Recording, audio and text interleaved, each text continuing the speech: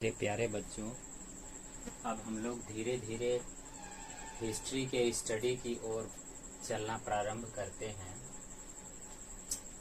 तो हिस्ट्री का अब हम लोग स्टडी शुरुआत करते हैं। सबसे पहले हिस्ट्री HISTORY हिस्ट्री जो शब्द है उसका हिंदी होता है इतिहास। हिस्ट्री जो है हिस्ट्री का हिंदी शब्द है इतिहास। इति का अर्थ होता है बीती हुई। इति का अर्थ है बीती हुई और हास यानी बीती हुई बातें अथवा कहानी। यानी इतिहास का जो शाब्दिक अर्थ हुआ वो हुआ बीती हुई बातें। यानी इतिहास के अंतर्गत हम लोग जो बात बीत चुकी है, अभी से पहले जो भी बात बीत चुकी है, अभी से पहले ज्ञात यानी अभी से कुछ पहले, बहुत देर पहले या जहां तक हमें जानकारी है, वो सारा का सारा पीछे वाला चीज इतिहास कहलाता है। सारा पीछे का जो चीज हो गया वो इतिहास कहलाया। तो इतिहास का अर्थ हो गया बीती हुई बातें या बीती हुई कहानी। अब हम लोग पढ़ते हैं कि इतिहास जो शब्द है, यानी इतिहास को इंग्लिश में हिस्ट्री, लेकिन यूनानी फॉर्म जो है उसमें यूनान की ग्रीक भाषा में इसको हिस्टोरिया कहा जाता है। इतिहास को क्या कहते हैं? हिस्टोरिया। तो इतिहास को जो हिस्टोरिया कहते हैं ये ग्रीक भाषा का शब्द है। यहाँ पर एक क्वेश्चन बनता है कि हिस्टोरिया किस भाषा का शब्द है? हिस्टोरिया यूनान या ग्रीक बोल सकते हैं। ये ग्रीक या यूनानी भाषा का एक शब्द है हिस्टोरिया, जिसका अर्थ उस भाषा में उसका अर्थ क्या होता है? उसका अर्थ होता है खोजों से प्राप्त ज्ञान। यानी हम कोई खोज करते हैं, कहीं खुदाई करते हैं या फिर कहीं पर कोई चीज मुझे जब प्राप्त होती है, अभिलेख प्राप्त होता है या अन्य किसी प्रकार से जब कोई जानकारी हासिल किया जाता है, तो उससे जो ज्ञान प्राप्त होता है उसी को हम लोग कहते हैं हिस्टोरिया। यानी उसी को हिंदी में कहते हैं इतिहास। तो हिस्ट्री, अब एक क्वेश्चन कंपटीशन का पूछा जाता है बच्चों कि हिस्ट्री के जनक कौन है या इतिहास के पिता कौन है। ये बहुत इंपॉर्टेंट क्वेश्चन है। हिस्ट्री का जनक, आप हिस्ट्री पढ़ रहे हैं तो आपको हिस्ट्री का जनक पता होना चाहिए। जिस तरह से बायोलॉजी पढ़ते हैं तो बायोलॉजी का जनक किसे माना जाता है, इसी तरह से हिस्ट्री का जनक किसे माना जाता है। जनक को पिता भी कहते हैं। तो हिस्ट्री का जनक या हिस्ट्री का पिता किसे कहा जाता है? तो ये कहा जाता है हेरोडोटस को। हम लोग याद करेंगे कि हिस्ट्री का जो पिता है वो हेरोडोटस है।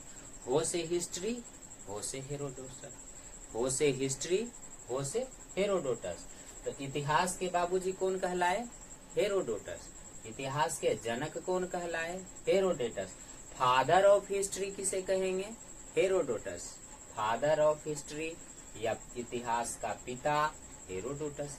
ये बहुत इंपॉर्टेंट है कि हेरोडोटस जो है वो हिस्ट्री के कौन है? पिता है। बताइए, हेरोडोटस हिस्ट्री के कौन है? पिता है। हिस्ट्री के पिता कौन है? इतिहास के पिता कौन है? हेरोडोटस। तो हेरोडोटस एक बुक लिखे जिसका नाम था हिस्टोरिका। हेरोडोटस जो कि हिस्ट्री के पिता है। मैचिंग है, हेरोडोटस H से, हिस्टोरिया H से, हिस्ट्री H से, हिस्टोरिका H से, यानी बुक का नाम है हिस्टोरिका। हिस्टोरिका उन्होंने जो हेरोडोटस हैं वो एक बुक लिखे हिस्टोरिका, और उस बुक में क्या लिखे? तो इतिहास लिखे, यानी पीछे का कहानी लिखे। तो पीछे का सबसे पहले कहानी ये अपना किताब में हेरोडोटस लिखे थे। इसी कारण इनको इतिहास का बाबूजी कहा जाता है, इतिहास का पिता इसीलिए कहा जाता है। और कहाँ पर लिखे? तो ये किताब है हिस्टोरिका।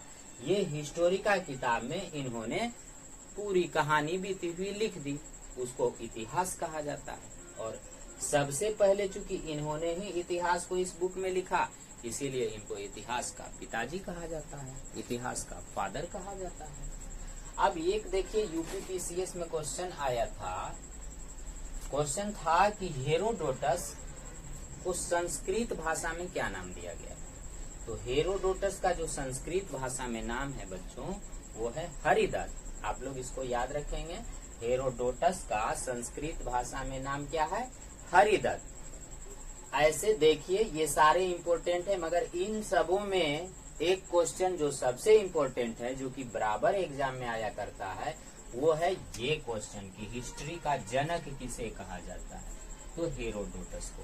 आपको ये वाला चीज एकदम 100% याद रखना है कि हिस्ट्री के जनक कौन है, हेरोडोटस। अब हम लोग हिस्ट्री का डिवीजन देखते हैं।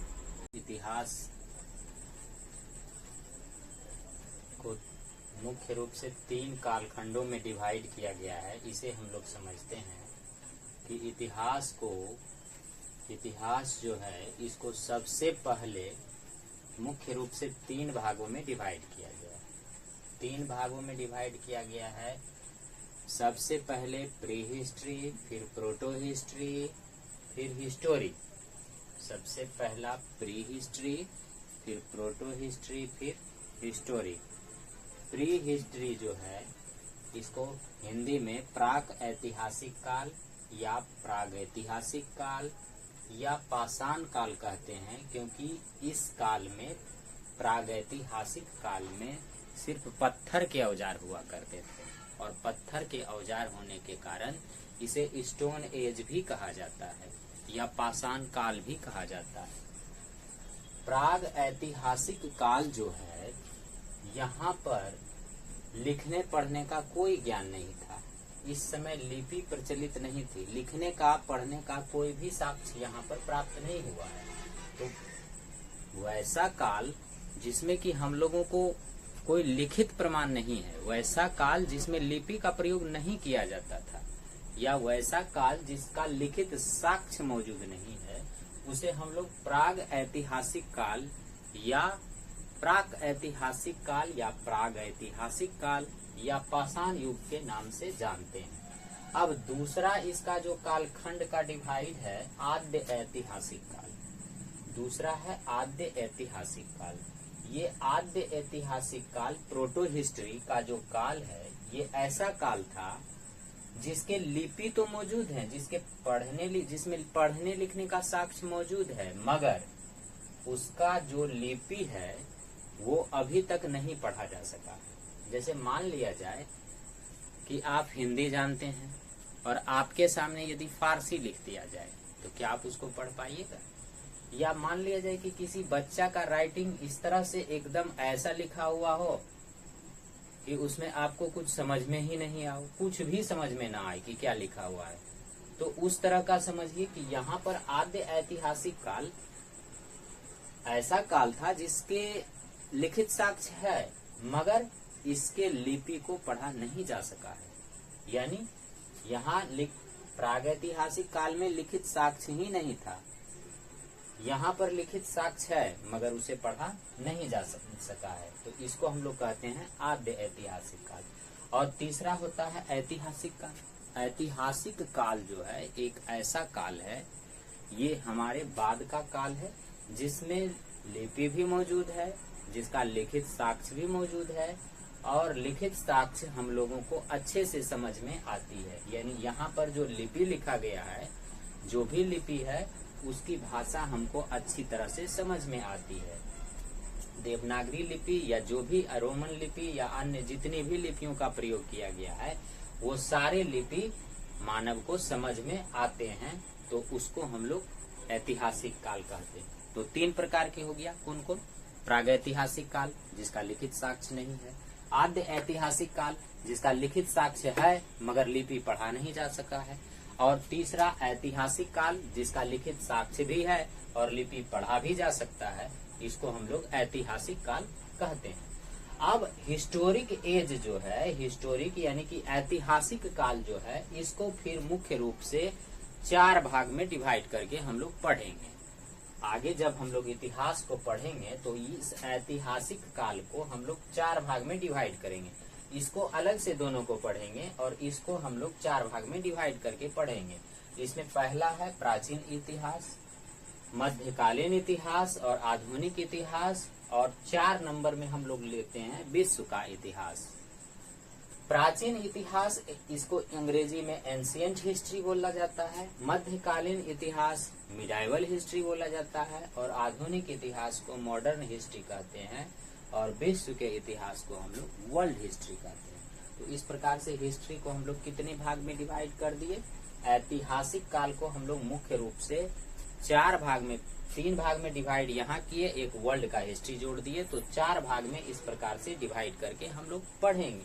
हम लोग अलग अलग एंशिएंट हिस्ट्री का अलग से स्टडी करेंगे, मिडाइवल हिस्ट्री का अलग से स्टडी करेंगे, मॉडर्न हिस्ट्री का अलग से स्टडी करेंगे, विश्व इतिहास का अलग से इस हम लोग अध्ययन करेंगे। ये आता है कि ऐतिहासिक काल का ये जो 3 डिवीजन किया गया है, एंशिएंट, मिडाइवल और मॉडर्न में, ये 3 भाग में विभाजन आखिर किसने किया? यानी इन तीनों भागों में विभाजन का श्रेय किसको प्राप्त है? तो एक क्वेश्चन ये एग्जाम में आता है कि भारतीय इतिहास को प्राचीन, मध्यकालीन और आधुनिक इतिहास में बांटने का श्रेय किसे दिया गया? तो क्रिस्टोफ सेलियरस को दिया गया है बांटने का श्रेय, जो कि एक जर्मन इतिहासकार थे। एक जर्मन इतिहासकार थे, नाम था क्रिस्टोफ सेलियरस, जिन्होंने हिस्ट्री को 3 भागों में डिवाइड किया, प्राचीन भारत, प्राचीन इतिहास, मध्यकालीन इतिहास और आधुनिक इतिहास। तो इस प्रकार से ये 3 भागों में डिवाइड करने का श्रेय किसे दिया जाता है? क्रिस्टोफ सेलियरस। इसको आप लोग याद रखेंगे। अब यहाँ पर देखिए, यहाँ पर मैंने जो है ये बताया है लिख के आप लोगों को कि प्राचीन इतिहास, एंशिएंट हिस्ट्री जो है, और मिडाइवल हिस्ट्री जो है, और मॉडर्न हिस्ट्री और वर्ल्ड हिस्ट्री में आपको क्या चीज पढ़ना रहता है? तो प्राचीन इतिहास में हम लोग प्रायः पहले का इतिहास पढ़ते हैं।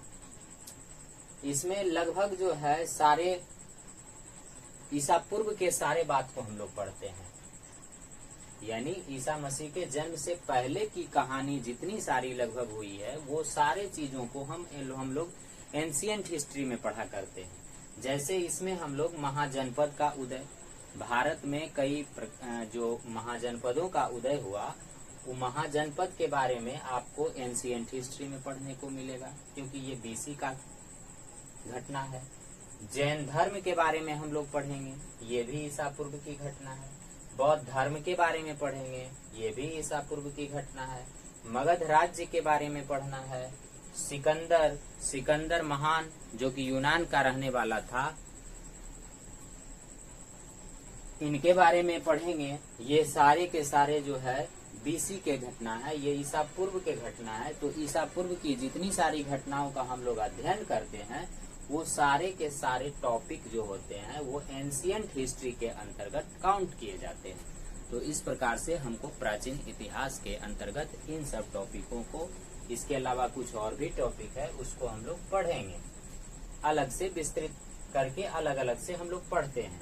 अब मध्यकालीन इतिहास, यानी बीच वाला मान के चल सकते हैं इसको, कि मिड स्टेज, मिडाइवल जो हिस्ट्री है, मध्यकालीन इतिहास है, इसमें हम लोग क्या पढ़ेंगे? तो इसमें हम लोग ईस्वी में घुस आते हैं। इसमें कोई भी बीसी का नहीं है। इसमें ईस्वी के अंतर्गत हम लोग जो पढ़ते हैं कि मुस्लिम शासक के बारे में पढ़ते हैं, कि मुस्लिम शासकों का किस प्रकार से आगमन हुआ, उन्होंने यहाँ क्या क्या किया, कैसे आक्रमण किया, इन सब चीजों का स्टडी इसमें करते हैं। इसी प्रकार से राजपूत शासक का हम लोग राजपूत शासक के बारे में फिर पढ़ते हैं। फिर दिल्ली सल्तनत के बारे में पढ़ते हैं, इसकी कब स्थापना हुई, इसमें कौन कौन से शासक आए, उन्होंने क्या क्या कार्य किया, कितने सारे हमारे भारत में कार्य किए। इस प्रकार से मध्यकालीन इतिहास के अंतर्गत हम लोग फिर मुगल वंश के बारे में पढ़ते हैं। भारत वंश की स्थापना कब हुई, मुगल वंश के कितने सारे शासक हुए, उन्होंने क्या क्या कार्य किया, क्या क्या भारत में बनाए, इन सारे चीजों का स्टडी हम लोग करते हैं मध्यकालीन इतिहास के अंतर्गत। अब आता है आधुनिक इतिहास, जिसको मॉडर्न हिस्ट्री कहा जाता है। मॉडर्न हिस्ट्री में हम लोग अंग्रेज जब आए इंडिया में, उसके बाद का कहानी पढ़ते हैं। यानी आप समझिए कि मॉडर्न हिस्ट्री अंग्रेज कब आए, लगभग 1500 ईस्वी के करीबन आए। यानी आज से 200 साल लमसम भारत गुलाम रहा, यानी कि आज से 500 साल पहले का कहानी लगभग इसमें पढ़ते हैं। 500 साल पहले से अभी तक का जितना कहानी है वो आधुनिक इतिहास के अंतर्गत हम लोग पढ़ते हैं कि किस प्रकार से अंग्रेज आए, डच आए, फ्रांसीसी आए, ये सारे के सारे लोग आए और उन्होंने फिर यहाँ क्या क्या किया, ये सारी चीजों का मॉडर्न हिस्ट्री में हम लोग स्टडी करते हैं। तो इस प्रकार से हम लोग एक तो बीसी के पहले वाला हम बांट दिए, वो प्राचीन एंशियंट में पढ़ेंगे। बीसी के पहले वाला एंशियंट में पढ़ेंगे, ईसा पूर्व के पहले वाला। उसके बाद वाला हम जस्ट ईसा के बाद वाला हम पढ़ेंगे मध्यकालीन में। और अंग्रेज के आने के बाद का हिस्ट्री हम अध्ययन करेंगे मॉडर्न हिस्ट्री में। अब वर्ल्ड हिस्ट्री जो होता है, वर्ल्ड हिस्ट्री में हम लोग क्या करते हैं कि मुख्य रूप से इसमें थोड़ा एग्जाम में क्वेश्चन वर्ल्ड हिस्ट्री से थोड़ा कम पूछा जाता है, तो इसको हम लोग थोड़ा सा कम पढ़ते हैं। बाकी इसमें मॉडर्न हिस्ट्री से सबसे ज्यादा क्वेश्चन आता है, इसलिए इसको हम लोग फुल्ली कमांड करेंगे। और बाकी एंशियंट से और मिडाइवल हिस्ट्री से भी क्वेश्चन आते हैं, तो इसको भी हम लोग देखेंगे। तो विश्व का जो इतिहास है, इसमें जैसे फर्स्ट वर्ल्ड वार जो हुआ, प्रथम विश्व युद्ध, उस कैसे हुआ, किसके किसके बीच हुआ, कब हुआ, कौन कौन देश भाग लिया, इतने सारे चीज उनका पूरा नॉलेज लेते हैं। इसी प्रकार से सेकेंड वर्ल्ड वार के बारे में पढ़ते हैं, उसका क्या प्रभाव हुआ दिन दुनिया पर, उसके परिणाम स्वरूप कितने सारे संघ या कितने सारे जो है अलग अलग से अंतर्राष्ट्रीय संस्था की स्थापना हुई, इन सब चीजों का अध्ययन करते हैं। इसी प्रकार से आगे हम लोग इटली, जर्मनी, चीन का एकीकरण हुआ, वो किस प्रकार से एकीकरण में किन का योगदान था, भारत के साथ कैसा संबंध था उसका इस समय। इसी प्रकार से फ्रांसीसी क्रांति, रूसी क्रांति, पुनर्जागरण का काल इसी के अंतर्गत आता है। इस प्रकार से हम लोग विश्व के इतिहास में, विश्व में जो इम्पोर्टेंट बातें हुई है उसके बारे में हम लोग अध्ययन करेंगे। हम लोगों ने देखा था कि क्रिस्टोफ सेलियरस जो जर्मन इतिहासकार था, उन्होंने इतिहास को 3 भागों में बांटा, प्राचीन इतिहास, मध्यकालीन इतिहास और आधुनिक इतिहास। तो तीन टाइप का हिस्ट्री जो बटा।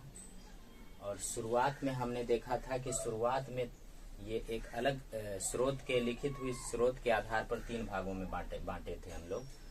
पहला था प्राक ऐतिहासिक काल या प्राग ऐतिहासिक काल, जो बीसी से पहले की घटना है, ईसा मसीह के जन्म से पहले की मानी जाती है।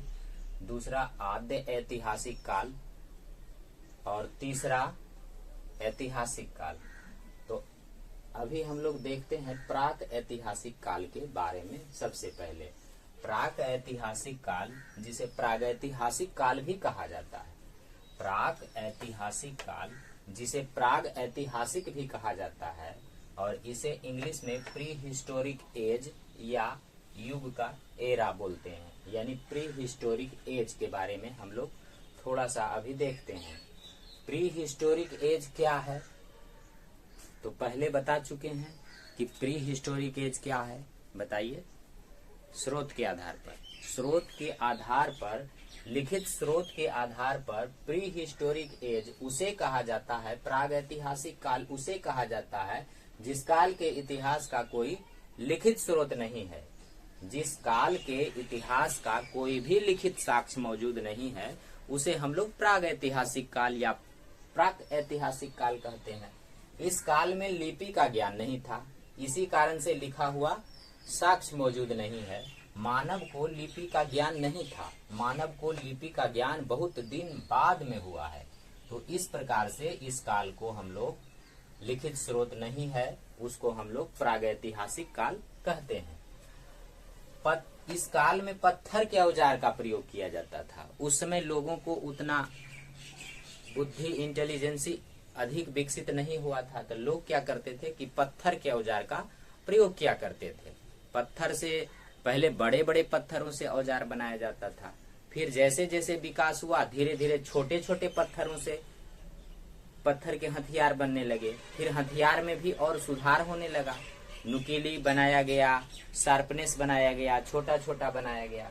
तो चूंकि पत्थर के औजार का प्रयोग बहुतायत मात्रा में पूर्ण रूपेण होता था, इस कारण से इस युग का ही नाम पड़ गया पाषाण युग। पाषाण का मतलब क्या होता है? पत्थर। पाषाण मीन्स पत्थर, या पत्थर को इंग्लिश में स्टोन भी कहा जाता है। तो इसको हम लोग स्टोन एज कहते हैं, या फिर इतिहासकारों ने इसको क्या कहा है? पाषाण युग कहा है। तो पाषाण युग किस, एक क्वेश्चन आएगा कि पाषाण युग का संबंध किस काल से है? तो पाषाण युग का संबंध प्रागैतिहासिक काल से है। एक क्वेश्चन आपसे पूछा जाएगा कि बताइए प्रागैतिहासिक काल में लिखित स्रोत है या नहीं? तब बोलेंगे नहीं है। क्वेश्चन क्या एग्जाम में पूछेगा कि किस काल का लिखित स्रोत मौजूद नहीं है? ऑप्शन दिया रहेगा प्रागैतिहासिक काल, ऐतिहासिक काल, आधे ऐतिहासिक काल। हम लोग सीधा उसमें मारेंगे प्राग ऐतिहासिक काल। बोलेगा कि पाषाण युग किसे कहा जाता है? निम्न में से किस काल को पाषाण काल कहा जाता है? तो प्रागैतिहासिक काल को। किस काल में लिपि का ज्ञान नहीं था? प्रागैतिहासिक काल में लिपि का ज्ञान नहीं था। अब इस प्रागैतिहासिक काल या प्री हिस्टोरिक एज को फिर 4 भागों में डिवाइड किया गया है। इतिहासकारों ने अध्ययन की सुविधा की दृष्टि से इसे प्राग ऐतिहासिक काल को 4 भागों में डिवाइड करके अध्ययन किया है। तो 4 भाग कौन कौन सा है? सबसे पहला, सबसे पुराना वाला पूरा पाषाण काल। सबसे पुराना है तो पूरा पाषाण काल। ये बीच का है तो बीच मतलब मध्य, यानी मध्य पाषाण काल। ये नया है उत्तर पाषाण काल। और कोई भी चीज जब बाद में कुछ जुटता है तो उसमें हम लोग उत्तर लगा देते हैं। जैसे कि आप देखे होंगे उत्तर वैदिक काल, यानी इसका मतलब है कि वैदिक काल के बाद वाला उत्तर वैदिक काल। पूर्व लगाएगा तो पहले वाला, उत्तर लगाएगा तो बाद वाला। तो किसी भी चीज में यदि उत्तर लगा दिया जाए तो उसका अर्थ ये होता है कि बाद में उस चीज की रचना या खोज की गई है। तो उत्तर पाषाण काल यानी पाषाण ये सब के बाद उत्तर पाषाण काल, उत्तर पाषाण काल, उत्तर मौर्य युगीन साम्राज्य, उत्तर वैदिक काल, उत्तरापद, यानी उत्तर शब्द का मतलब होता है बाद में। उत्तर का मतलब क्या हो गया? बाद में। तो उत्तर पाषाण काल या ताम्र पाषाण काल। तो प्राक ऐतिहासिक काल को 4 भागों में डिवाइड किया गया है। पहला पूरा पाषाण काल, दूसरा मध्य पाषाण काल, तीसरा नव पाषाण काल और चौथा हो गया उत्तर पाषाण काल। उत्तर पाषाण काल को ताम्र पाषाण काल भी कहा जाता है। उत्तर पाषाण काल जो है ये ताम्र पाषाण काल या ताम्र पाषाण काल या युग बोलिए, युग भी बोला जाता है। तो ताम्र पाषाण काल, तो उत्तर पाषाण काल को ताम्र पाषाण काल कहते क्यों है? तो उत्तर पाषाण को ताम्र पाषाण काल इसीलिए कहा जाता है बच्चों क्योंकि इस काल में तांबे की खोज की गई। इस काल में किसकी खोज की गई? कॉपर यानी तांबा। तांबा की खोज जो है, अब क्वेश्चन आएगा कि तांबा की खोज किस काल में की गई? आपसे क्वेश्चन एग्जाम में पूछेगा तांबा की खोज किस काल में की गई? बताइए किस काल में की गई? हाँ, उत्तर पाषाण काल में। ताम्र पाषाण काल तो लिखा रहेगा तो फट से मारिएगा, लेकिन ये वाला याद रखना है कि उत्तर पाषाण काल। तांबा की खोज किस काल में की गई? उत्तर पाषाण काल में की गई। और ये किसके अंतर्गत आता है? प्राक ऐतिहासिक काल के अंतर्गत आता है। अब ये क्वेश्चन बहुत ही इंपॉर्टेंट बन के परीक्षा में आता है कि बताइए मनुष्य द्वारा खोजी गई सबसे पहली धातु कौन सी है? मनुष्य द्वारा खोजी गई सबसे पहली धातु कौन सी है? क्या बोलेंगे? तांबा। मनुष्य द्वारा खोजी गई सबसे पहली धातु है तांबा, या मनुष्य द्वारा खोजी गई सबसे पहले धातु कौन सी है? तांबा। और तांबा की खोज किस काल में हुई? उत्तर पाषाण काल में। अब यहाँ देखते हैं कि पूरा पाषाण काल जो है सबसे पहले ये है पूरा पाषाण काल। पूरा पाषाण काल का मतलब हुआ कि पाषाण काल का प्रारंभ, पाषाण काल की शुरुआत, यानी शुरुआती इनिशियल स्टेज जो है पाषाण काल का, वहां पर जो मानव थे उसको आदि मानव कहा जाता है क्योंकि आदिवासी के तरह जंगलों में ही रहते थे। सबसे पुराना है, सबसे पुराना यानी आदि। जैसे आदि महादेव माना जाता है कि भगवान शंकर को आदि महादेव कहा जाता है। तो आदि लगाने का मतलब पुराना हो जाता है, यानी कि आदि मानव, बहुत पुराने मानव, यानी सबसे पहला मानव जो है वो क्या कहलाया, आदि मानव कहलाया। आदि मानव कहाँ रहते थे, तो आदिवासी की तरह जंगलों में घूमते फिरते रहते थे। तो आदिवासी के तरह से जंगल में रैन बसेरा कुछ बना बना के घूमते फिरते रहते थे। और जंगल में क्या करेंगे, तो शिकार करते थे।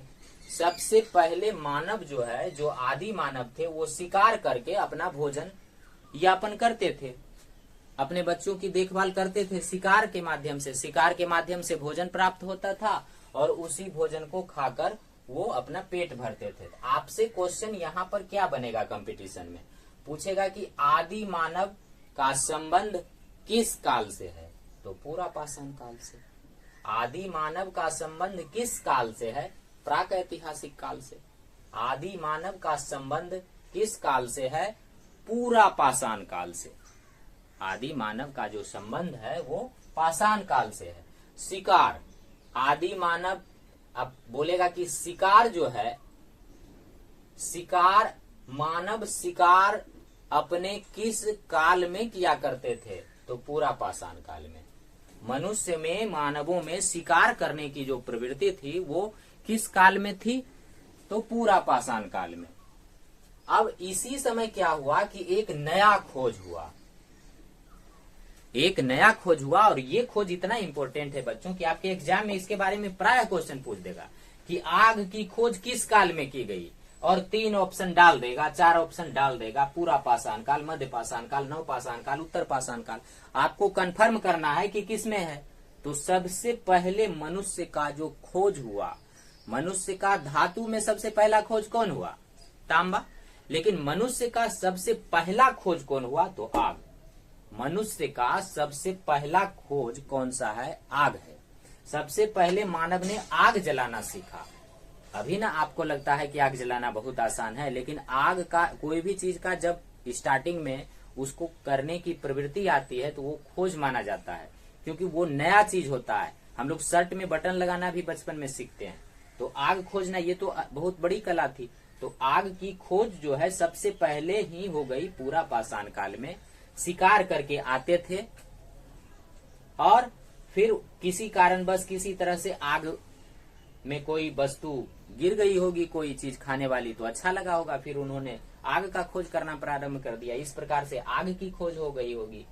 तो पूरा पाषाण काल का हम लोग मुख्य रूप से यहाँ 3 चीज जाने कि पूरा पाषाण काल के जो मानव थे वो आदि मानव कहलाते थे। आदि मानव की प्रवृत्ति क्या थी, शिकार करने की प्रवृत्ति थी। शिकार करके अपना भोजन यापन करते थे, अपने बच्चों को देखते थे।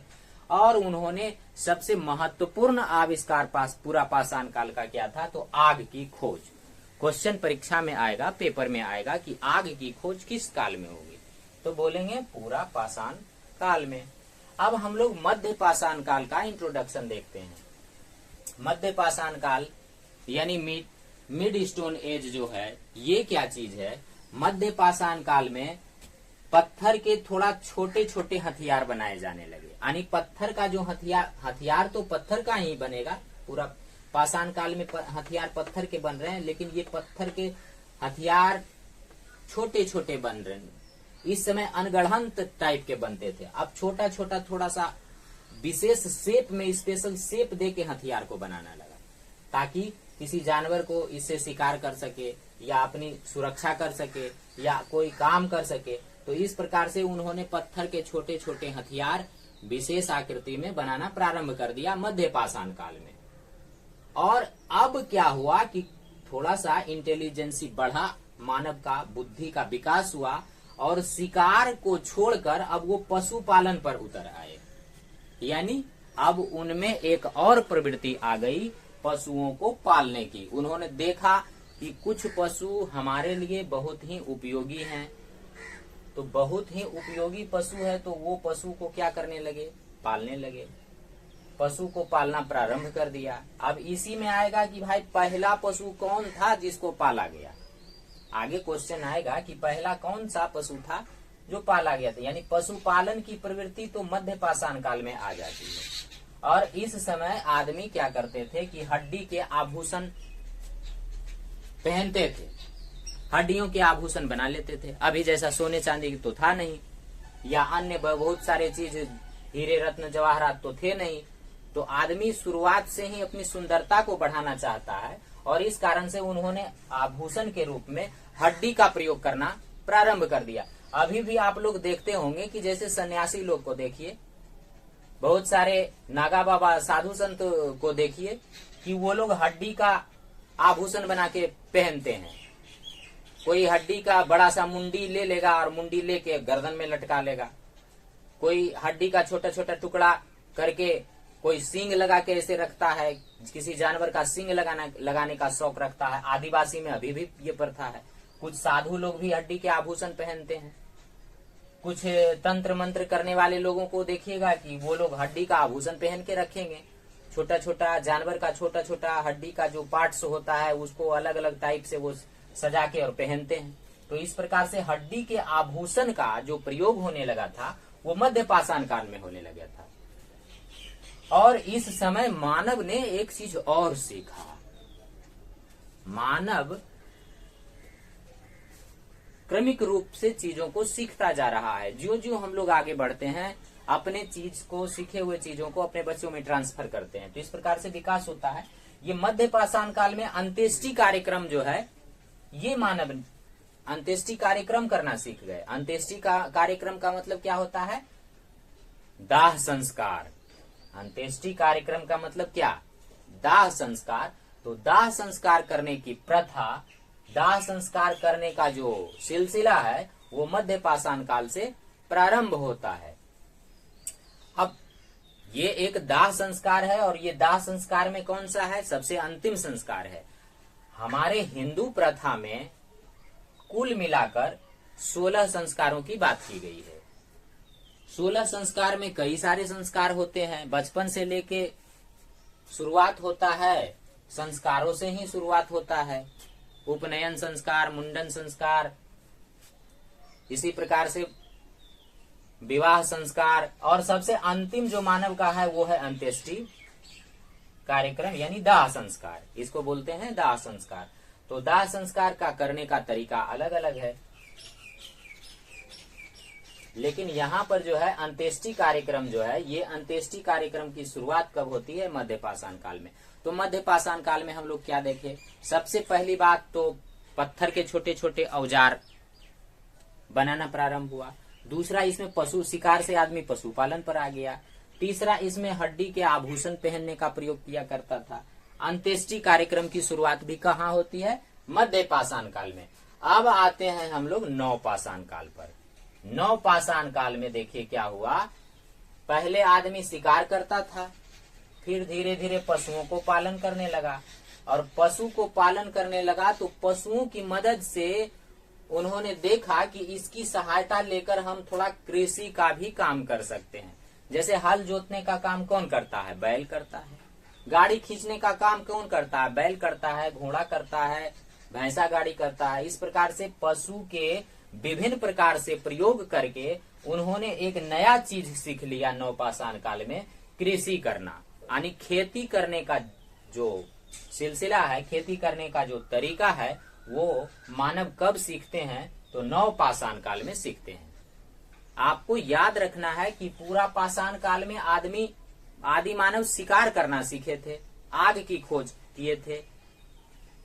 मध्य पाषाण काल में वो पशुपालन सीख गए, और उन्होंने अंत्येष्टि कार्यक्रम करना सीख गया।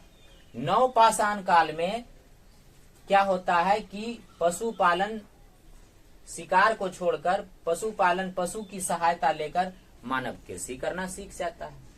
और कृषि करना सीखता है तो इसमें सबसे पहले एक क्वेश्चन कंपटीशन में आता है, जो कि आप लोग को एकदम याद रहना चाहिए कि सबसे पहले जो मानव द्वारा खेती की गई थी, कृषि की गई थी, वो किस फसल की गई थी?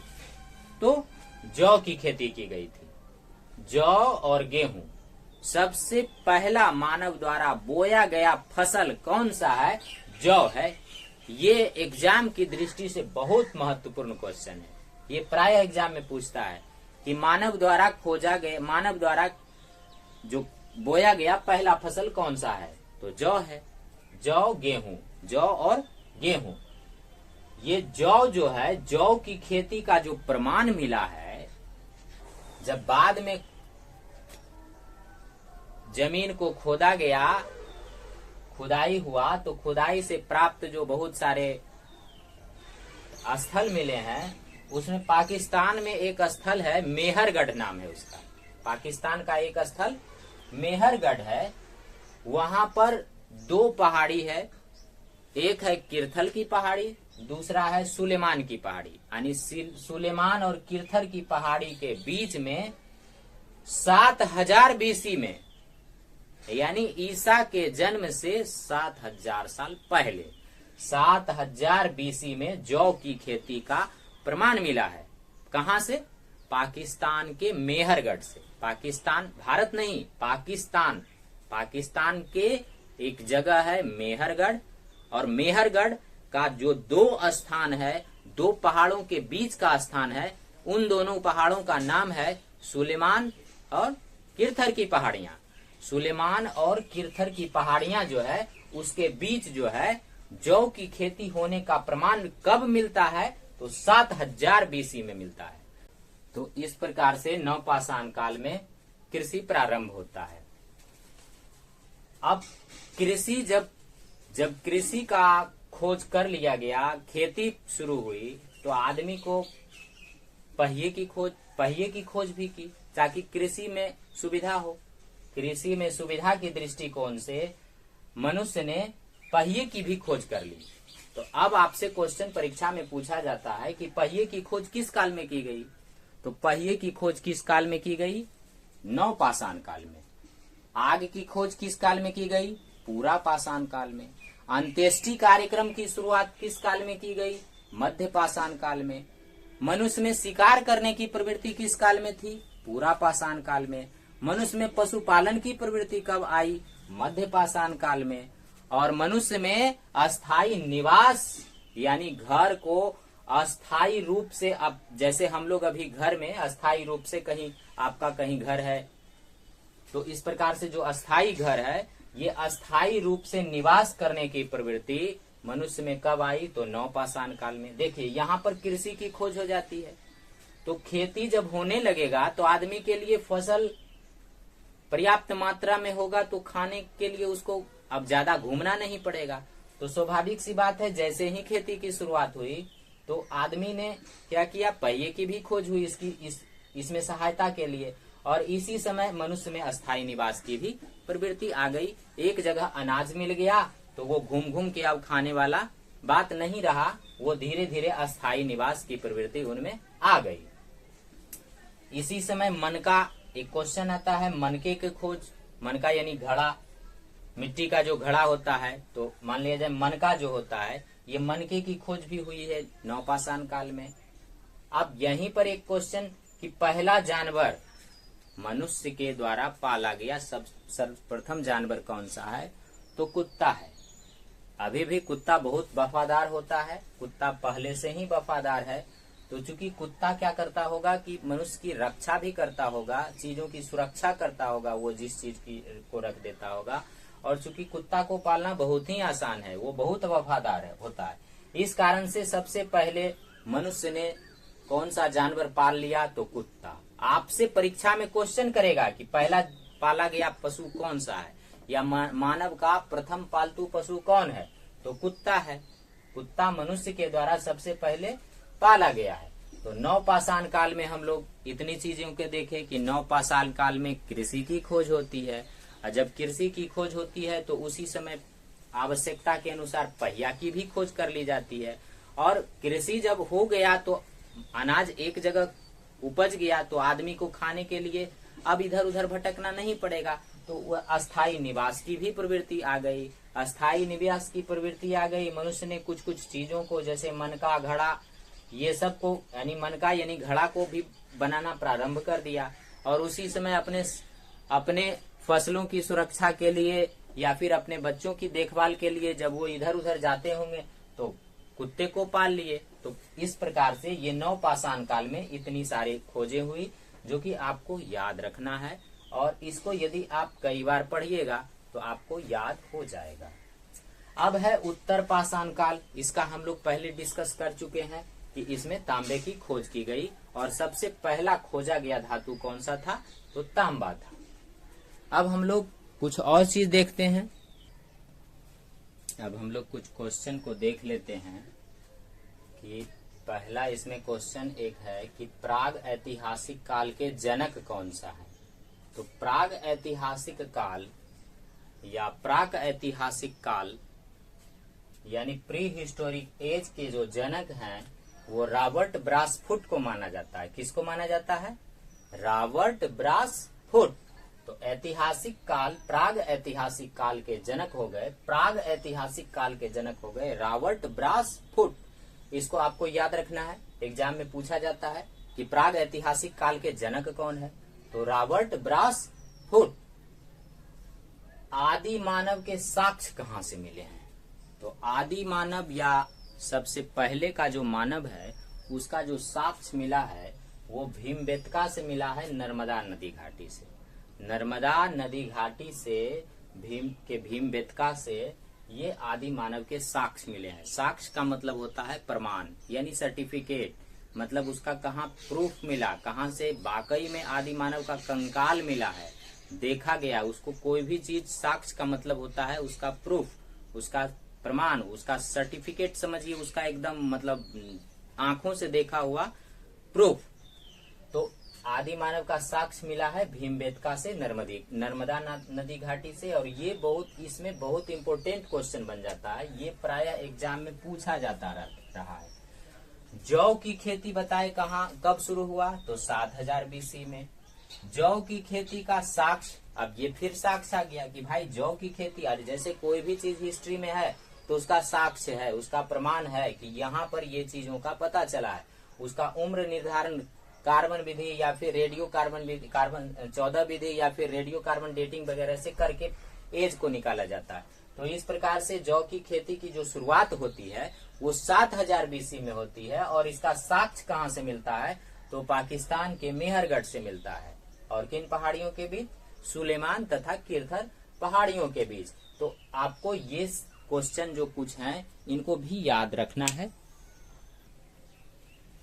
अब आगे हम लोग आद्य ऐतिहासिक काल के बारे में इंट्रोडक्शन लेते हैं। आद्य ऐतिहासिक काल या कांस्य युग, इसको आद्य ऐतिहासिक काल यानी प्रोटो हिस्टोरिक जो एज है, प्रोटो हिस्ट्री जो है, इसको एक अन्य नाम भी दिया गया है, कांस्य युग या ब्रॉन्ज युग इंग्लिश में बोलेंगे। तो अब यहीं से एक क्वेश्चन आ जाएगा कि कांस्य युग किस युग को कहते हैं या ब्रॉन्ज युग किस युग को कहा जाता है। तो ब्रॉन्ज युग या कांस्य युग आद्य ऐतिहासिक काल को कहा जाता है, प्रोटो हिस्ट्री को ही कहा जाता है ब्रॉन्ज युग यानी कि कांस्य युग। ताम्रपाषाण युग किस में आया था? प्राक ऐतिहासिक काल में आया था ताम्रपाषाण युग। उत्तर पाषाण काल जो था उसे ताम्रपाषाण कहा जाता था। और यहाँ पर है कांस्य, वो तो तांबा, और ये है कांसा।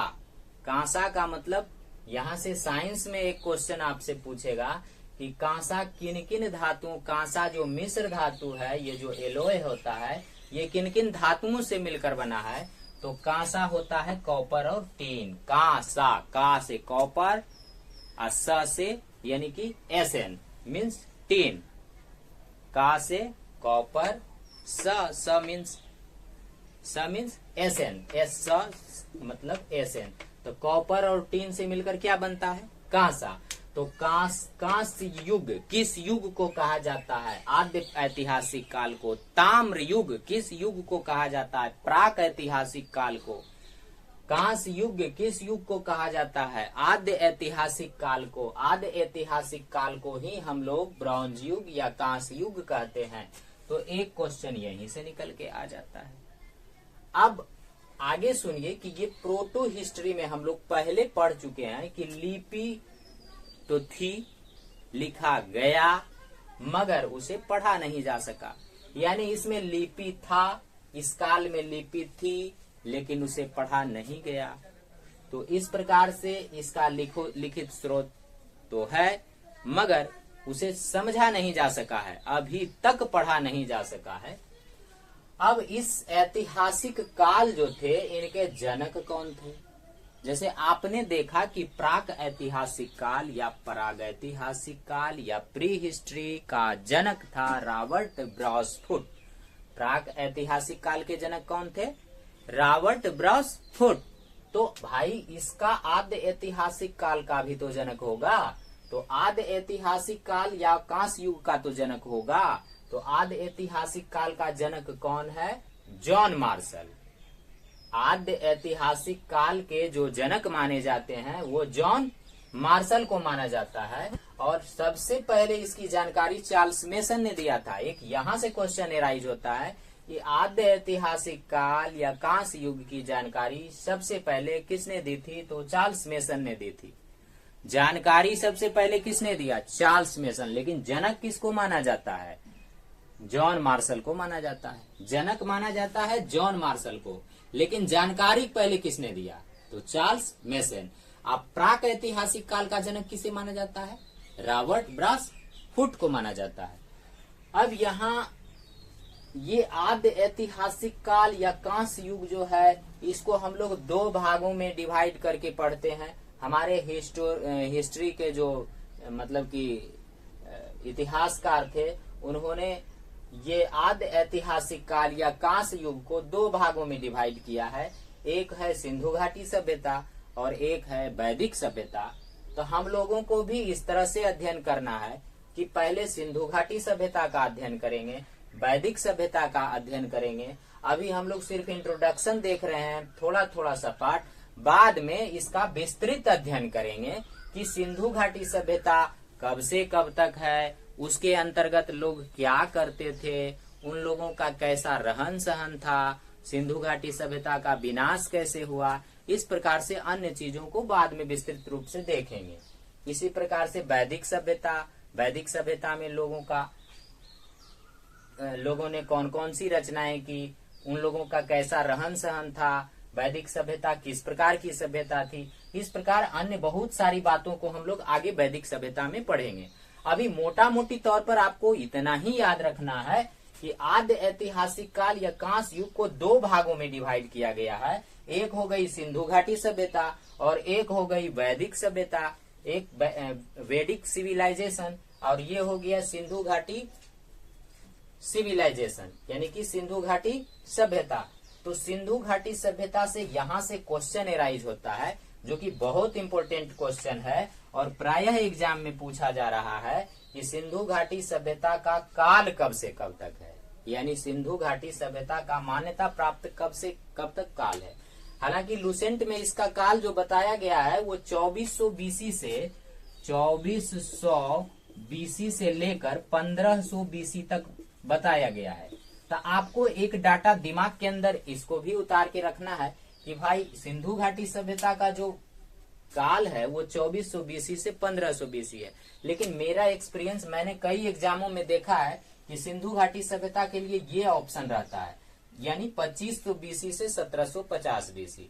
तो सिंधु घाटी सभ्यता का काल आप लोग 2500 बीसी से 1750 बीसी याद रखेंगे। बीसी मतलब ईसवी पूर्व।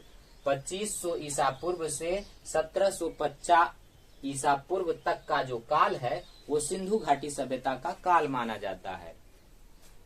यानी सिंधु घाटी सभ्यता का काल आज से कितना साल पुराना है, अगर इस बात पर हम लोग सोचे थोड़ा सा, तो 2024 अभी चल रहा है, तो मान के चलिए कि 2000 अभी ये हो गया, ये 2000 अभी हो गया, यानी 0 तक जब हम जाएंगे, 2000 से स्टार्ट करके 0 तक पहुंचेंगे तो 2000 साल की यात्रा इधर होगी और बैक में फिर चले जाइए 2500 साल। यानी सिंधु घाटी सभ्यता जो था ये लगभग 4500 साल पुराना था। अभी से यदि कंपैरिजन किया जाए तो लगभग 4500 साल पहले सिंधु घाटी सभ्यता थी। और सिंधु घाटी सभ्यता जो थी वो बहुत ही विकसित सभ्यता थी, ये नगरीय सभ्यता थी। और बाद में ये आया वैदिक सभ्यता, ये ग्रामीण सभ्यता थी। तो देखिए प्रायः होता क्या है कि पहले गांव बनता है और फिर धीरे धीरे डेवलप करके शहर बनता है। लेकिन हमारे भारत देश का टर्म उल्टा दिख रहा है कि अभी तक खोजों से यही प्राप्त हुआ है कि पहले जो सभ्यता थी हमारी सिंधु घाटी सभ्यता, ये एक नगरीय सभ्यता थी। बहुत ही सुनियोजित तरीके से सारा चीज इसमें अरेंज किया गया था। एक बहुत ही विकसित सभ्यता थी, बहुत बड़ा नगरीय सभ्यता थी। इसमें बड़े बड़े नगर आपको पढ़ने को मिलेंगे, मोहनजोदड़ो जैसे बहुत बड़ा बड़ा नगर के बारे में आप अध्ययन करिएगा। तो इस प्रकार से ये जो सभ्यता थी ये नगरीय सभ्यता थी। अब बाद में पता चलता है कि ग्रामीण सभ्यता, तो टर्म उल्टा है, पहले होना चाहिए गांव फिर होना चाहिए शहर, वो विकसित करके यहाँ उल्टा दिख रहा है कि भारत की जो पहली सभ्यता है वो सिंधु घाटी सभ्यता, वो नगरीय सभ्यता, बाद में जो सभ्यता आती है वो पता चलता है कि ग्रामीण सभ्यता है। तो वैदिक सभ्यता कैसी सभ्यता थी? ग्रामीण सभ्यता थी। और सिंधु घाटी सभ्यता कैसी थी? नगरीय व्यवस्था थी, नगरीय सभ्यता थी। अब वैदिक सभ्यता का इसको हम लोग दो भाग में डिवाइड करके पढ़ते हैं। वैदिक सभ्यता को इतिहासकारों ने दो भाग में डिवाइड कर दिया, एक पहले वाला पूर्व वैदिक काल और बाद का उत्तर लगता है तो क्या होता है बाद, तो बाद वाला उत्तर वैदिक काल, बाद वाला उत्तर वैदिक काल, पहले वाला पूर्व वैदिक काल। अब आपसे पेपर में क्वेश्चन लेगा कि पूर्व वैदिक काल का समय बताइए, पूर्व वैदिक काल का क्या टाइम पीरियड था, यानी काल अवधि क्या थी। तो पूर्व वैदिक काल जो है ये 1500 बीसी से 1000 बीसी तक, 1500 ईसा पूर्व से 1000 ईसा पूर्व तक का काल कहलाता है वैदिक काल, और 1000 ईसा पूर्व से 600 ईसा पूर्व तक का काल कहलाता है उत्तर वैदिक काल। तो हम लोग इसमें कितने सारे चीजों को याद रख सकते हैं। पहला तो आद ऐतिहासिक काल को कांस्य युग कहा जाता है। कांसा का याद रख लीजिए, कॉपर टिन मिश्र धातु से मिलकर बना है। अब आद ऐतिहासिक काल के जनक कौन हो गए? जॉन मार्शल हो गए। इसकी जानकारी सबसे पहले किसने दी? चार्ल्स मेसन ने दी। अब इसमें क्या इसका लिखित स्रोत है? एकदम बिल्कुल है, मगर लिखा नहीं, मगर उसे पढ़ा नहीं जा सकता है। यानी इसमें लिपि का ज्ञान था, एकदम था, लिपि का ज्ञान था, लेकिन लिपि अभी तक समझ में नहीं आई है कि क्या लिखा हुआ है। अब आद ऐतिहासिक काल को कितने भागों में बांटा गया है? तो आद ऐतिहासिक काल सिर्फ दो भागों में बांटा गया है, सिंधु घाटी सभ्यता और वैदिक सभ्यता। अब वैदिक सभ्यता को कितने भागों में बांटा गया है? तो उसको भी सिर्फ दो भागों में बांटा गया, पूर्व वैदिक काल और उत्तर वैदिक काल। सिंधु घाटी सभ्यता का कालावधि क्या है, यानी सिंधु घाटी कब से कब तक मानी जाती है? सिंधु घाटी सभ्यता कब से कब तक मानी जाती है? तो 2500 ईसा पूर्व से 1750 ईसा पूर्व अथवा 2400 ईसा पूर्व से 1500 ईसा पूर्व तक का काल सिंधु घाटी सभ्यता का काल माना जाता है। और वैदिक सभ्यता का काल जो है वो 1500 ईसा पूर्व से शुरू होकर 600 ईसा पूर्व तक। यदि पूरा वैदिक काल पूछ लेगा तो 1520 ईसा पूर्व से 600 ईसा पूर्व डायरेक्ट लिखेंगे, लेकिन इसमें फिर डिफर करके, अलग करके, सेपरेट करके पूछेगा कि पूर्व वैदिक काल का समय क्या है, तब बताएंगे कि 1500 ईसा पूर्व से 1000 ईसा पूर्व। और उत्तर वैदिक काल का समय पूछेगा क्या है, बोलेंगे 1000 ईसा पूर्व से 600 ईसा पूर्व। तो इस प्रकार से आप लोगों को अभी मैं सभ्यता के बारे में बताया हूं, इसके जनक कौन है, सबसे पहले किसने जानकारी दी, इसका समय क्या है, ये सारे चीजों का आपको पता चला। अब हम लोग आगे जो है ये वैदिक सभ्यता, यहां तक से तो कोई जानकारी मिली नहीं, यानी इतिहास का स्टडी हम किए नहीं, यहां तक के चीजों में हमें कुछ मिला ही नहीं, तो कैसे स्टडी करते।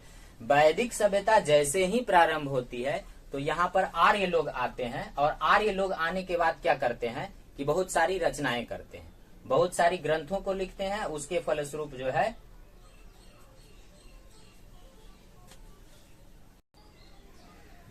तो आगे के वीडियो में हम लोग देखेंगे कि ये वैदिक सभ्यता से जो मिलने वाली जानकारियां हैं, उन जानकारियों का सहारा लेकर किस प्रकार से इतिहास को समझा गया, पढ़ा गया और देखा गया, इसका अध्ययन हम लोग बाद के वीडियो में करेंगे।